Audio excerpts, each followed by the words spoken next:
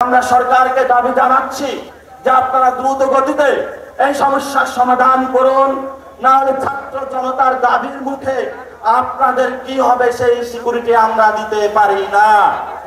আজকে ঢাকা শহরে আমাদের মা বোনদের আরেকটি ঐতিহাসিক জমায়েত হচ্ছে। আমরা তাদের প্রতি সংহতি প্রকাশ করছি, কারণ আমাদের মা বোনদের যে ঐতিহাসিক দায় এবং দরদ রয়েছে বাংলাদেশের প্রতি, তা আমরা অস্বীকার করতে পারবো না। ঐতিহাসিক সেই গণ অভ্যুত্থানের মাসে আমারও একটি সন্তান হয়েছিল। আমি বুঝি একজন নারী কিসের মধ্য দিয়ে যেতে হয়।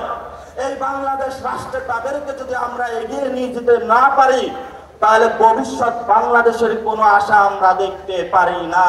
দেশের পরিবর্তনের জন্য একটি শক্তিশালী ফোর্স হিসেবে গড়ে তুলবে, যার ফলে যেভাবে দেশের অর্থনীতি উপকৃত হবে, একইভাবে দেশের সামাজিক মূল্যবোধ উপকৃত হবে ইনশাআল্লাহ।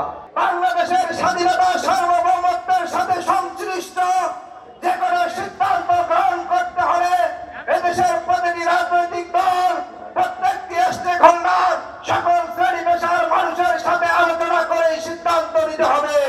জুলাইয়ের সকল শহীদ ও আহতদের আত্মত্যাগকে স্মরণ করছি।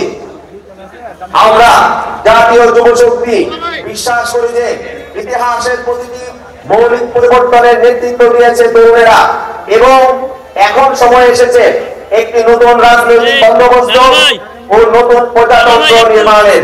আমরা দাঁড়িয়ে আছি এক ধারাবাহিক লড়াইয়ের সন্ধিক্ষণে, যার সূচনা হয়েছিল 1947 সালের উপনিবেশ বিরোধী আজাদী লড়াইয়ে, পরবর্তীতে 1971 সালের স্বাধীনতা সংগ্রামে।